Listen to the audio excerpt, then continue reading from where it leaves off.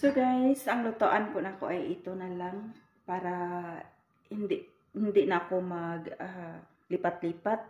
So actually para to sa mga sabaw ko na niluluto, pero dito ko na lang siya lutoon para hindi na siya maglipat, no. Kaya kung yung kalha yung gagamitin ko is maglipat-lipat man ako. So ito na lang kaldero. Alright, so pakita na nako paano nako siya gisahon. Alright. So nakaon ang ating kalayo o lagyan na nato ng oil. Oops. Saiton siya, mantika. So guys, mainit ng ating mantika. Alright. Yun. At tong ukay-ukayon. Diba? So, takluban sa nato siya guys. Actually, wala kong ahos at saka loya kasi yung gagamitin ko is powder. Ito po yung gagamitin ko na ahos at ito naman ang yung loya. So, hindi ko siya isasabay. Mamaya ko na siya isusunod sa... At may pilpil po ako dito ay kanang paminta. So, mamaya ko yan siya isusunod pagkatapos nitong manok. Right? So, kayon muna natin. Mikos-mikos muna natin. No, ipagulden natin siya konti. Balikan lang natin mamaya. Takpan ko muna to ng 1 minuto or 2 minuto guys para mag-golden siya. Right? Alright, so pwede na siguro to. Malambot-lambot na siya. At isunod natin ang ating manok. Ito manok natin. Alright, diretso ko na. Sorry, naka-stainer po siya. Stainer. Alright. Pinawakan ko lang yung cellphone ko guys. So, mikos-mikos lang natin. O, diba, marami siya. So, mas rarami pa to kung malagay na natin yung patatas at saka carrots. So, mindset ba? Mindset nato ni mindset para aabot siya ng 9 days. Alright. So, kailangan natin sundin ang mga sinasabi ng amo natin para pagkatiwalaan tayo. No, hindi tayo na matakaw na lang talaga. Alright. So, susundin natin yung anong gusto niya. Kailangan makikita niya araw-araw na mayroon pang yung sinabi niya nga 9 days is aabot pa talaga. Alright. So, isusunod natin yung paminta, durog. At sunod natin ang ko. Ang luya ay hindi pala ahos durog yan, powder, right? At yun, sunod natin ang luya. Alright, yan, kunting luya lang. So, pampatlasa lang. Sumikos-mikoso na natin, no? Lumabas na yung amoy niya. Amoy organic. Organic talaga. Alright. So, mamaya, butangan pa natin siya ng patis or tuyo. Wala pala akong wala pala akong tuyo, patis, tuyo lang yan.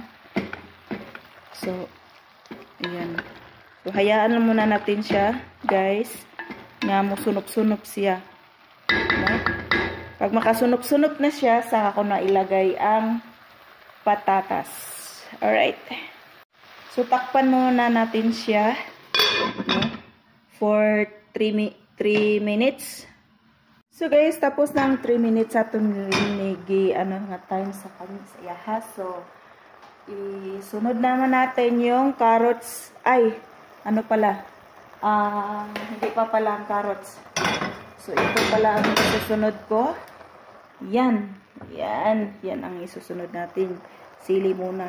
Actually, hindi ko hinawakan yung sili kasi sobrang anghang nito, guys. Sobrang anghang sa sili nito. Sili kulikot po ito. Alright. Diba? So, yan lang. At hindi, may sibuyas dahon na naman, hindi ko nilagyan para hindi siya madaling sira. So, ganyan lang ang ano ko. Right? So, isunod natin is ang cubes. So, yung cubes ang ating isunod. Right? So, paanahan na lang natin siya para masunod yung ano niya. Nor cubes pala to ang gagamit ko. Yun. Alright. Yan ay. Nor basta may chicken. Alright. So, yan. Mikos-mikoso natin para mag-ano siya. Ma-dissolve siya agad. At, yan. Na-dissolve ng isa. Nasaan na yung isa? Ayan. So, dissolve na siya. So, isunod naman natin is yun na ang patatas. Andito lang palang isa, oh. Dilaw. Dissolve sa muna natin para masunod din siya sa laman ng manok. So, ito guys. Nasa kalahating kaldero na siya. So, lagyan natin siya ng patatas at saka isabay ko na lang. Alright. No, dahan-dahan. Oh, ito na. Nilagpot na. Mahirap kasi hinawakan ko yung cellphone ko. So, bahala na nalaglag. Alright. Yan. Hindi ba? Oh, yun. Aabot to ng 9 days. Aabot to ng 9 days, guys. So, ganito lang. Walang tubig dito, ha. Hindi ko lalagyan to ng tubig. Talagang style adobo or style chicken curry po siya. Pero, hindi ko siya i-chicken curry kasi mas gusto ko ang ang tuyo kaysa chicken curry. Hindi ko kasi bit ang chicken curry kaya ayan. Kailangan ko ng tuyo. Right? Yung amo ko palaging nagtatanong bakit maitim palagi ang ulam ko. Syempre, Pinoy ako, mahilig ako sa tuyo. At saka yun ang tuyo ay, yun naman talaga ang panglasa. Diba? Pag walang tuyo, hindi talaga masarap, no? Lalo na't hindi ako nagbibitsin. Alright? So, hindi na po ako maglagay ng asin kasi marami ang tuyo nilagay ko at saka 2 nor na yon. At ito na yung sabaw niya. Ito yung sabaw niya ang magluluto sa kanya. Diba? Itong saglit lang itong manok. So patatas na lang at saka carrots ang kailangan na siya iluto masyado. Alright? So ang gagawin ko is lagyan ng sikreto. Hindi asin kundi sugar. Ay, nako kasi maano na to eh. Malasa na to eh kasi may na siya tuyo at saka yun na nga 2 nor cube. Oh, so lagyan ko siya ng sugar. Ang sugar kasi guys, hindi lang ito ang panglasa. Pang kasi to, pang to sa mga ganito ba, patatas, carrots, so para madali siya maluto ba. Yan kasi ang technique. Yan ang nakuha kong sa una sa nagtrabaho pa ako sa mga insect. Doon sa year 90s pa. Sa year 90s pa. 1999. Alright guys. So, lutuin ko na siya 15 minutes. No? 15 minutes ang pagluto ko. After that, ready to serve na siya. Alright? Takpan muna natin guys. At leave natin siya 10 to 15 minutes. Alright. Okay, buksan natin siya. Hindi pa siya umabot ng 15 minutes. Pero buksan natin siya. Ayan o. Umaapaw na yung niya, yung sariling katas niya. Alright, so walang tubig yan ha, sariling katas lang talaga niya yan. Alright. So kailangan natin na mikos-mikoson para hindi siya didikit, no? Kahit may oras siya sa ano na 15 minutes, so kailangan natin siyang ukay-ukayon or mikos-mikoson.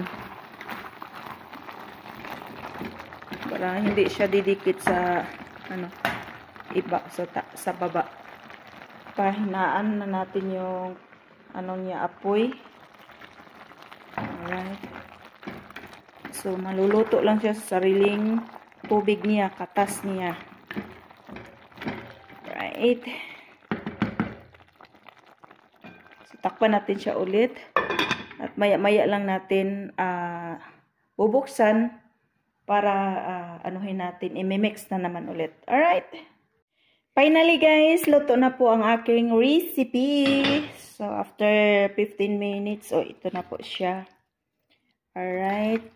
So, yan. Ganyan lang siya. At ngayon, kukuha po ako ng pang-ulam ko ngayon. So, yan. Okay. So, kuha lang ako ng 2 sandok. Yan. Okay na yan. 2 sandok. Alright. So, takpan natin ulit. At tayo ay kakain na. So, bit-biton ko na ako, guys.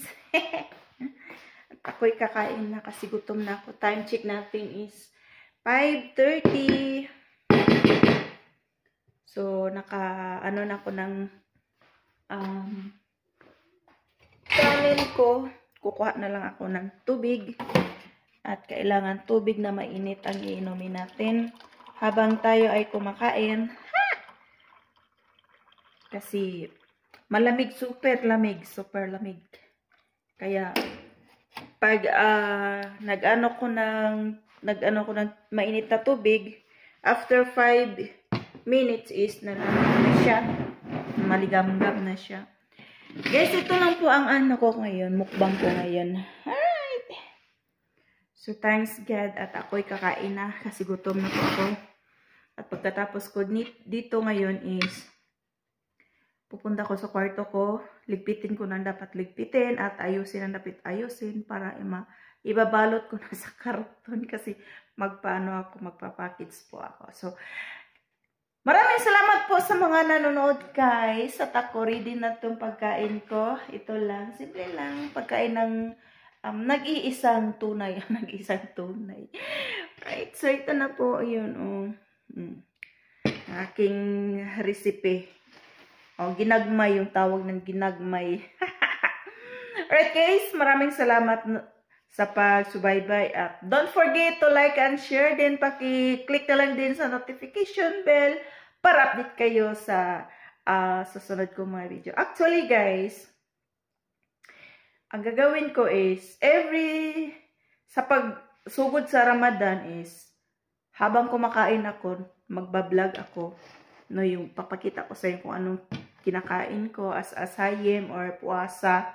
So, kasi kailangan natin pangatawan tong 90s ni Amo nga ulam niya. Alright, so araw-araw po ako magbablog soon. Sana na hindi tayo mapalo, no? Paningkamutan na to nga makablog tayo. Alright, so maraming salamat guys sa inyong patuloy na suporta sa akin kahit mahina ang views ko. Thank you. God bless sa lahat. Bye-bye.